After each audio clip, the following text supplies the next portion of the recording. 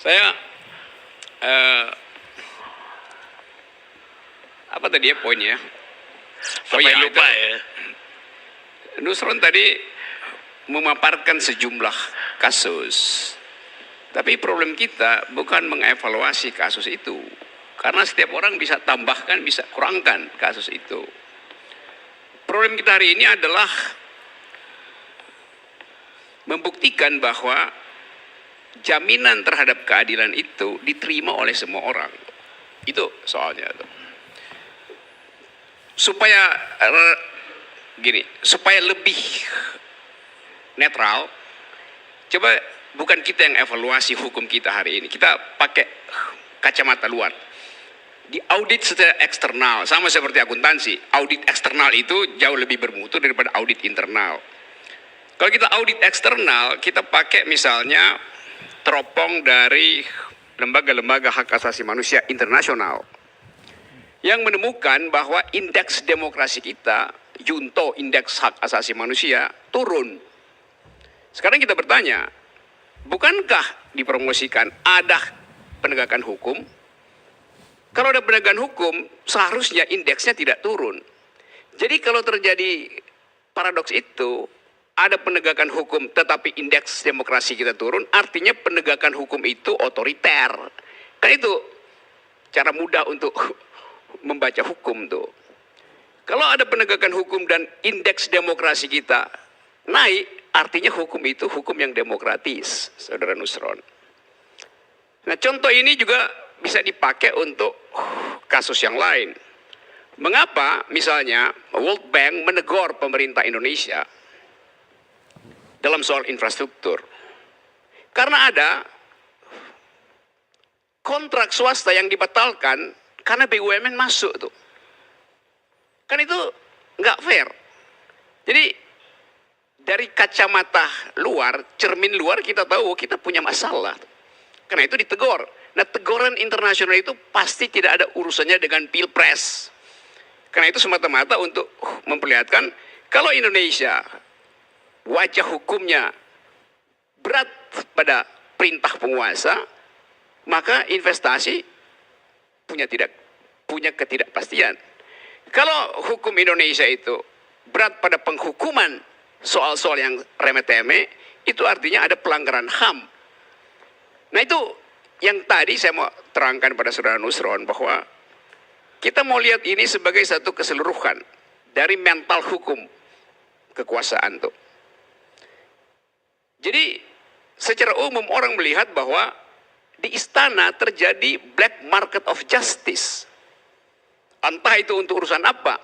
Tetapi kita bisa marah kalau udah berapa banyak cermin yang dipecahin oleh Nusron dan kawan-kawan karena diperlihatkan wajah buruk dari hukum. Kita bisa pecahin cermin itu, tapi cermin internasional juga nggak bisa pecahin. Ada jauh di sana. Nah, ini yang mau saya terangkan, bahwa ada black market of justice di dalam istana. Tentu Anda bisa tanya apa buktinya itu, sinyalnya macam-macam itu. Posisi Jaksa Agung adalah potensi untuk berbuat kejahatan. Saya sebut potensi ya, untuk berbuat kejahatan. Karena dia menempel pada kekuasaan. Secara akal sehat kita bisa lihat gejala itu. Jadi dari awal sebetulnya terlihat bahwa soal hukum ini legalitasnya ada tapi legitimasinya merosot. Itu problem kita hari ini. Sehingga orang nggak percaya. Setiap kali kita ribut, orang lapor hukumnya nggak selesai, udah 2 tahun dipermainkan tuh. Jadi jalan pikiran ini yang mau kita bereskan sebetulnya tuh. Soal Ahmad Dhani misalnya, orang ngomong cuman idiot lu. Sama seperti kita bilang lu cebong, lu kampret. Kuya, ngehek lu. Hal yang dikeluarkan secara ekspresif pada keadaan tertentu, bukan dengan intensi. Itu kena hukuman kan? Bagaimana akalnya menghukum orang yang karena semacam reaksi membela diri dia keluarin itu tuh. Sama seperti anak tangkis, gerak tak sadar, mengucapkan idiot, itu gerak tak sadar. Apa yang dicarikan delik itu? Jadi apalagi ini tahun politik itu sebaiknya longgarkan hukum itu tuh, supaya orang lebih legah untuk berargumentasi di wilayah publik. Namanya tahun politik, ngapain hukumnya terlalu dibikin kencang? Justru dia menahan kenikmatan orang untuk masuk dalam diskursus politik. Jadi hal-hal semacam itu yang menurut saya membuat orang menilai bahwa hukum kita memang mandek, macet. Kasus saya misalnya, berkali-kali teman-teman saudara Geng Nusron ini, kebetulan Nusron rada bagus otaknya malam ini. Yang lain itu marah-marah, saya tersinggung agama saya. Loh, Indonesia itu ada Dewan Gereja Indonesia, ada majelis ulama. Kenapa nggak mereka yang protes? Supaya lebih terasa bahwa terhina atau tersinggung. Jadi buat apa ada lembaga-lembaga itu? Kalau setiap individu ngamuk-ngamuk sendirian, ngapain itu? Soal kerukunan berhenti hanya karena satu individu ngamuk. Jadi saudara Nusron ini tadi saya catat apa tadi ya? Sampai lupa saya nih. Hal-hal semacam ini yang membuat orang nggak percaya bahwa ada semacam pikiran hukum yang utuh pada rejim ini. Kasus yang paling memalukan adalah presiden ditegur oleh menterinya sendiri soal Abu Bakar Basir. Itu kan memalukan, bahwa presiden kok nggak ngerti hierarki untuk mengucapkan suatu masalah hukum. Seharusnya dia di belakang layar nanti, kalau aparatnya keliru dia yang koreksi. Ini dia dikoreksi oleh bawahannya karena gerasa gursu. Sekarang bahkan dia dikoreksi oleh mic-nya sendiri karena gerasa gursu ngomong. Jadi soal-soal semacam ini yang memperlihatkan bahwa keinginan kita untuk menertibkan hukum itu dibayang-bayangi oleh keinginan kekuasaan untuk mempertahankan arogansinya itu. Kita ingin legah di dalam upaya untuk menghasilkan demokrasi, menghasilkan negara hukum yang bermutu. Itu berarti kekuasaan harus berada bukan sekedar di tengah, di belakang layar. Supaya ada kenikmatan orang berwarga negara. Enggak semua soal harus diselesaikan secara hukum itu. Yang lebih konyol lagi, setiap kali ada problem dengan hukum, para pembuat hukum bilang pergi ke Mahkamah Konstitusi. Silahkan judicial review. Loh, kalau hukumnya bagus pasti nggak akan di judicial review. Dan orang lawgiver itu mesti malu kalau produknya itu di judicial review. Cara Presiden Jokowi bereaksi juga akhir-akhir ini betul-betul memperlihatkan arogansi itu. Marah-marah. Atau apa kemarin berupaya untuk memperlihatkan tubuh kekuasaan, bukan tubuh kenegarawanan.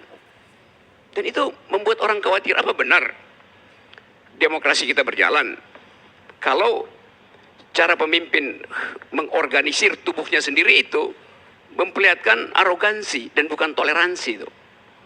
Jadi, saudara Nusron, saya kira bagus malam ini kita bikin semacam evaluasi bahwa ada banyak sebetulnya kekacauan hanya karena ketidakpahaman terhadap dalil-dalil dasar bernegara tuh.